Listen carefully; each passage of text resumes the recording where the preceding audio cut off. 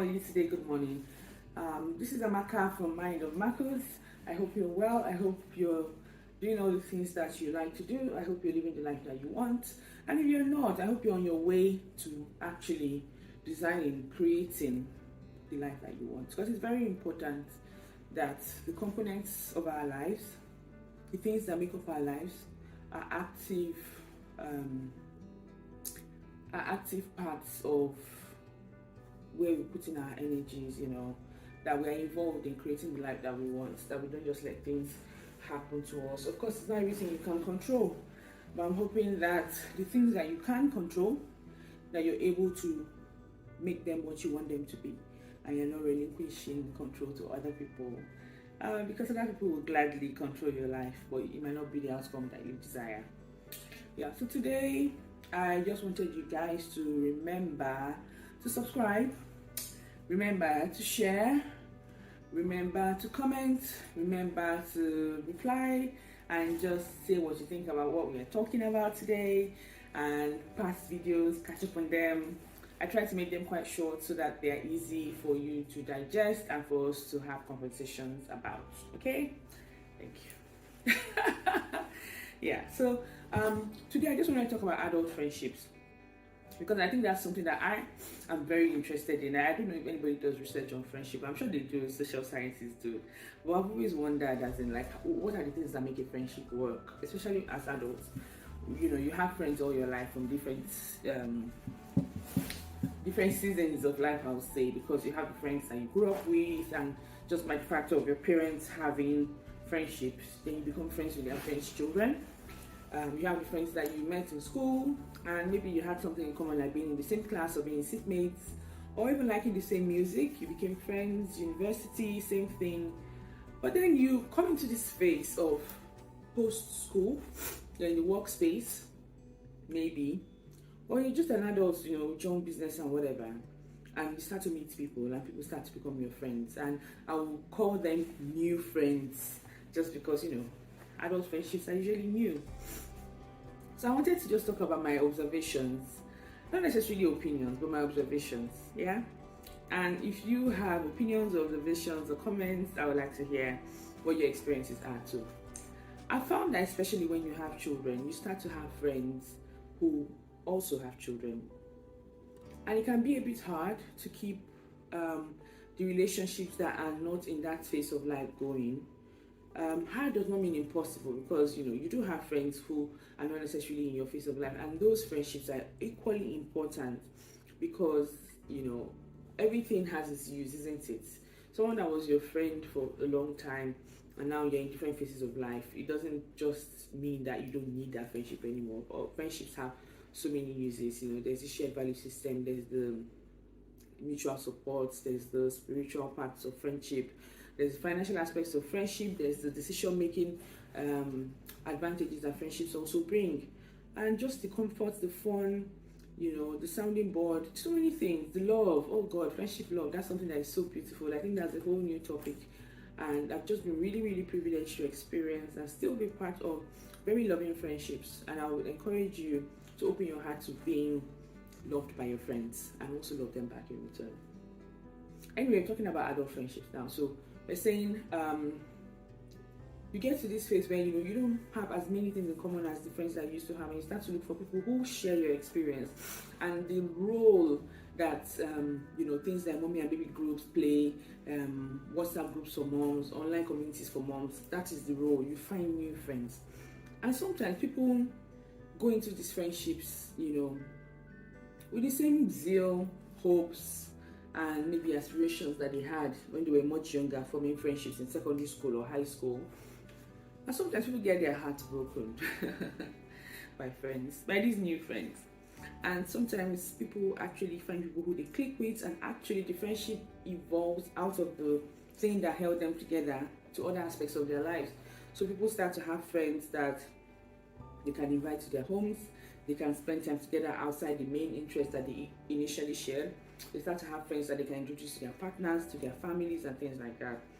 But you find that sometimes most adult friendships stay within the context of why did we meet or how did we meet. So if we met as a mommy and baby group, we just stay there and just keep talking about that. in that context. Not every friendship evolves out of the box. Some friendships have been made at work, and they just kind of, you got each other's back at work, and there's no pressure to introduce to family or to meet outside work, and that's fine. But what makes me curious is the friendships that actually evolve and break out of the box and become all encompassing and envelop the other parts of your life. The successful ones, what are the factors that make them successful? And I've just been thinking about my own life, and I've not really been the greatest with making friends. Some people think I'm friendly. I don't consider myself friendly because it does take effort for me to socialize and make friends. Yeah. But I've been successful with making friends, and I find that on the average I make maybe 1 or 2 new friends every year. So that means that I now have quite a big circle of friends, and they don't all know each other or they don't all get along. But what is important is that they fulfill something that I need in my life in different aspects of my life, and they don't all have to be friends. It's my policy. I think you'd be asking a bit too much for all your friends to be friends. And as you grow up, you realize that people have their differences, people have different values, people have different things that they hold as boundaries, and we don't all necessarily have the same boundaries. And it's okay if your friend has a friend that is not your friend. They don't necessarily have to be your enemy. You can be civil, you can be courteous, you can be friendly, but we should learn to accept things like that. Okay, so in adult friendships, I find that the ones that evolve beyond the box of how did we meet, or outside the context of meeting within a particular frame, are often the ones that you put effort in. Sometimes people say that friendships as adults is hard. I agree, it is hard. And if you're a busy adult like most of us are, you don't have the time to invest in new friendships.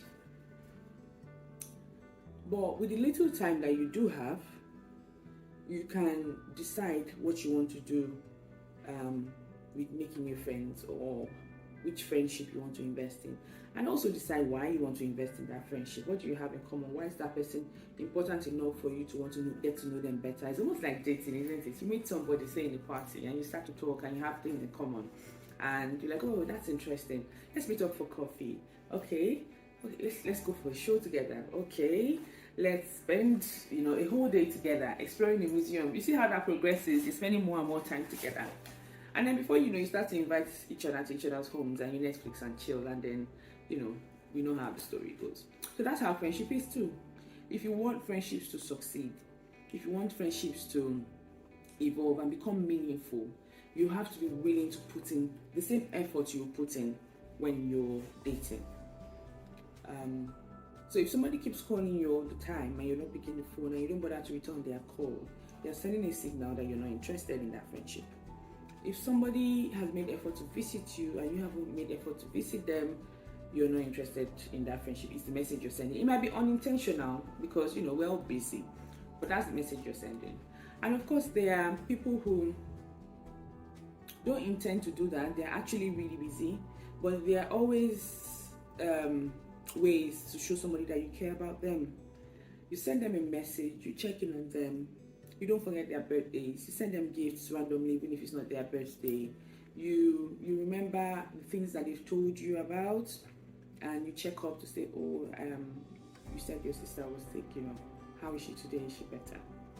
That takes about 3 seconds to type that and send.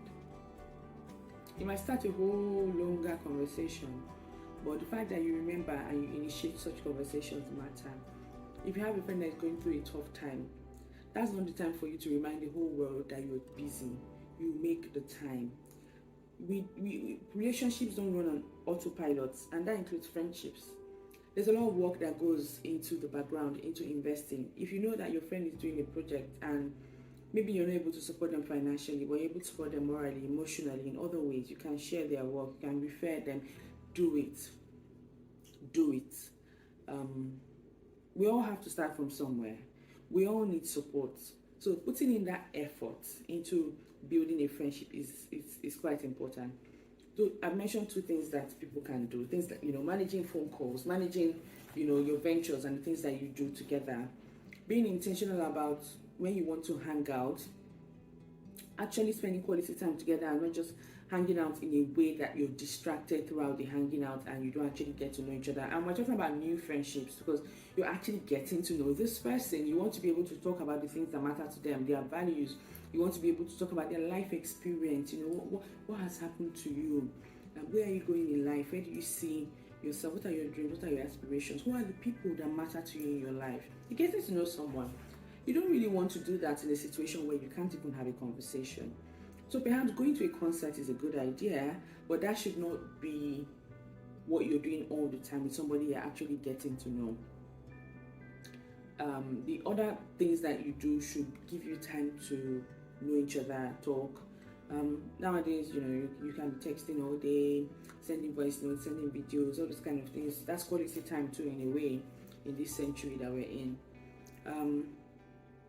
So those kind of things matter. And then if you find that as you're getting to know the person, you have more and more in common, or you have shared interests, or you have things that intrigue you about them, that really pulls you in, closer. And, maybe you start to introduce them to people in your other friendship circles. And these are the things that weave the web thicker and thicker and thicker. And this person is getting integrated into your life. And I think that is how the successful adult friendships are formed. There's a lot of vulnerability involved. There's a lot of trust involved. And not all of them will be successful. Not all of them would be relationships that will endure. Some of them would be good friendships for a season. And maybe when that season is over, or somebody has moved, or somebody doesn't really have the space to actually invest in a friendship and they kind of back off. That would happen. But I want to encourage you today that even though it's not the easiest thing, it is worth it. It is so worth it because, everybody has their gift that they came to the world with. Everybody has something to contribute to this world that we're in. Everybody has a role to play. And the fastest way to fulfill your purpose is by finding people who also have a similar purpose and working with them together. If you're not meeting new people, if you're not exposing yourself to new ways of doing things and learning, because getting to know somebody is learning. If you're not doing that, then it's a much arduous, much more lonely, much more difficult, much more confusing process, because new people bring new experiences, bring new ways of doing things. They question your old ideologies and they force you to introspect, to think about, okay, why do I do this like this too? Because they don't really know you, so they ask you a lot of questions, just like you ask them a lot of questions. And that really brings you to a point where you can sometimes find new ways of doing the things that you used to do, or even learn new things altogether. I've had the opportunity to have a new group of friends. I've had the opportunity to have new individual friends, and the things that I've talked about today are things that I find that have, kind of worked. Spending that time together to get to know them. How many siblings do you have? Is helpful. And then if you find that you have a lot of things in common, you can then start to introduce them to your daily life, friends, or your daily life things. Inviting people over for Christmas, inviting people to meet up at the park with the families, and those kind of things now make it so that you're not going out of your way to form those friendships anymore. They are now actually part of your life, and just kind of carry them along, and same with them as well. And as I said, people will not always reciprocate. People will not always be in the headspace to actually invest in a friendship. But if you find that somebody is not in that headspace, my advice is that you should, leave them. You don't want to force somebody to be in your life that doesn't want to be in your life, or doesn't have the capacity to engage in a positive, meaningful way. Just like in relationships, doesn't make that person necessarily a bad person. We all have our experiences that formed who we are, and even kind of informed the boundaries that we have and we hold. And the many things that you think that are boundaries for you may not be boundaries for this person, and they may very easily cross a boundary that you will not expect them to cross. But if you have not communicated that, you cannot blame it. You cannot blame it on them, because people will just be who they are. So do it mindfully, do it carefully, do it prayerfully. I'm a big advocate for praying for friendships. And I also believe that not every friendship should be in your secret place in your heart. Determine what that friendship is for, what goal it is serving, what purpose it is serving. You can have friendships where you just bond over work. You can have friendships where you just bond over a hobby. You have friendships where you just bond over spirituality and you discuss that and you pray together and you hold each other up. So try not to feel like every friendship has to become a bestie situation. It's all right if if they don't get on with your other friends, then you find the time to spend with them outside your other friends if they're that important to you, or if you feel like this is a good friendship for you, or there's something you need to learn from that. Keep your heart open, but be careful with that, just like you would be in dating, because friendship heartbreak, oh my god, that's another thing altogether. And of course, there are some people who would actually approach you to be their friend, but you don't want that friendship. I don't think you have to be rude. I've been terrible with this in the past. I just ghost people, but I'm much better now. I'm a recovering ghoster. Yeah. If you're not interested in a friendship, I've learned that you can actually have a conversation about it and say, I'm not, in this space where I can be your friend right now, and keep it casual. Sometimes we're tempted to say the reason why. You don't need to explain yourself to anybody. If you just say, I'm not available, and you're not, showing up for the things that maybe you used to show up before, or, you're not sharing as much as you used to share before, it's very clear that you're not, interested. And if you do get confronted about it, be diplomatic, be kind, don't be mean, don't tell somebody a truth that is hurtful. Find a good way to say the truth. Well, except they've hurt you and you want to hurt them back. You need to be kind to people, because they have also put themselves out there to be your friend, and they're also probably feeling rejected and all that. So be mindful with that. And I'll just quickly cap this with friendships across the friendships with the opposite sex. I think friendships with the opposite sex, and I think that that's another place where I think I've become quite proficient. One of my best friends in uni was a guy, and we were friends for so long, and that friendship ended because I just sensed that we now became in different places in our heads, wanted different things out of life. We didn't have a lot in common anymore, and we actually decided not to be friends anymore, not formally, but we just kind of decided to give each other more space, and before you know, we were no longer part of each other's lives. But just like with same-sex friendships, opposite sex friendships form the same way. Sometimes they start out with somebody that wants to date you, and that doesn't work out, so they want to be your friend. Or sometimes they genuinely start out with, I just want to be a friend, and it doesn't even have to be a conversation. It's just the small caring acts, the small kindnesses here and there, showing up for you, being there for you, giving you a listening ear. And that was something that I did when I was much younger. But I think that now, as an adult, as a mom, as a wife, you have to have a little more intent, a little more boundaries when you're forming adult friendships with the opposite sex.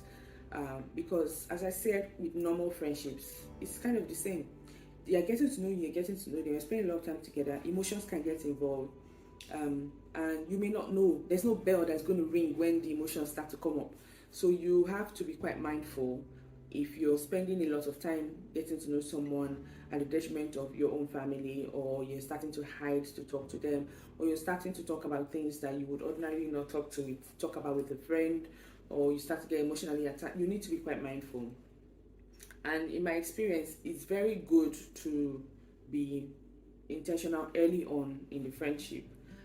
So letting them know what you're available for, because extramarital affairs happen. A lot of people, that's kind of like their the trend of their life. It's not unusual for them to have affairs, and some other people are not open to those kind of things. So establish early on, we've been talking for a while, what's this about? Are we trying to be friends? Are we trying to date? Or what do you want out of this, communication, or out of this time that we're spending together? And people are quite honest, because we're adults, isn't it? In my experience, people are quite honest about what they want out of a friendship. So I would encourage you to ask. Don't assume things. Don't listen to gossip. Ask the person that you're talking to or you're getting to know. This applies to same sex too, because in some situations, you might be having a friendship with a same sex person, and maybe they themselves are, lesbian or gay, and they're actually romantically interested in you, and you don't know. So that kind of blindsides you further down the line when you've gotten to know them and you realize, oh my God, is that what this was about?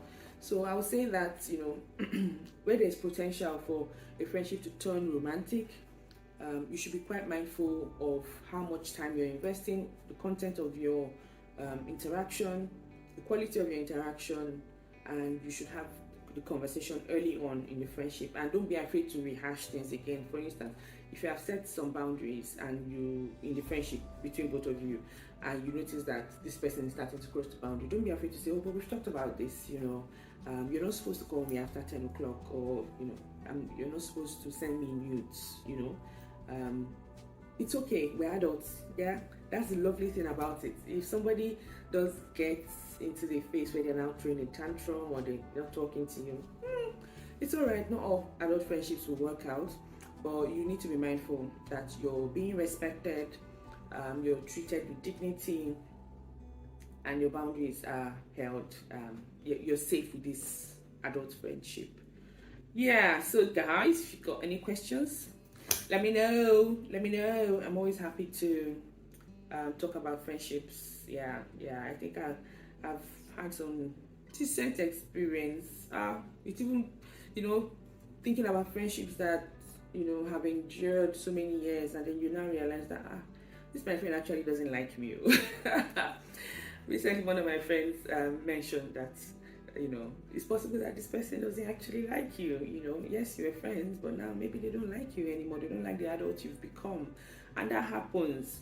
So let's talk about these things. Let's talk about them. Let's not sit down and just be, whispering about them in the corners and stuff. Let's have conversations. Let's learn from each other, because in this world, that's what we're here to do. Just, learn, do better when we know better, evolve, be a better person than we were yesterday, fulfill destiny. So I'm hoping that I'm giving you something to think about. I'm hoping I'm giving you something to consider when it comes to your friendships, especially with adults.